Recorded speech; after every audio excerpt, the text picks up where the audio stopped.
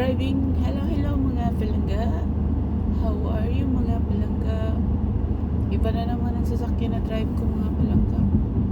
Ito ay sa madam ko Mercedes palangga.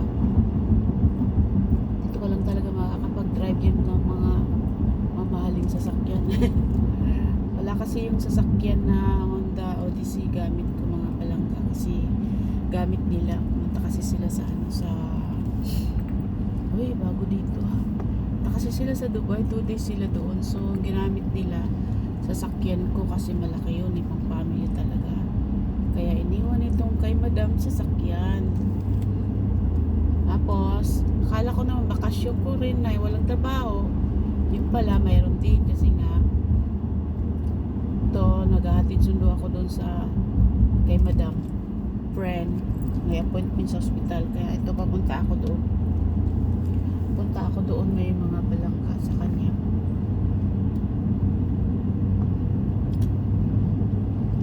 Punta ako ngayon doon sa friend ni madam. Friend ni madam house. Mainit. Di ba? Mainit mga palangka.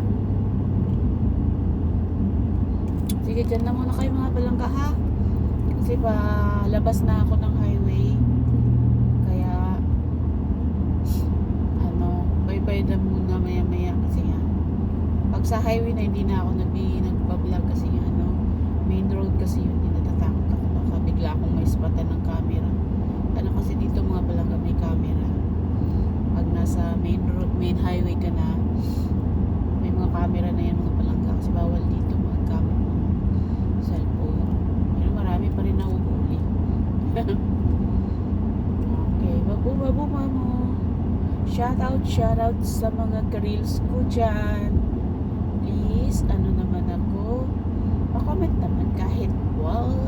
Huwag na lang wow, palagi na lang wow nakikita ko. Kahit yung description na napapanood nyo dyan sa ko video. Paki-comment na lang konti, paki-like. Uy, babu mga balangga.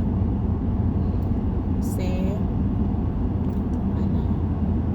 pag main highway na,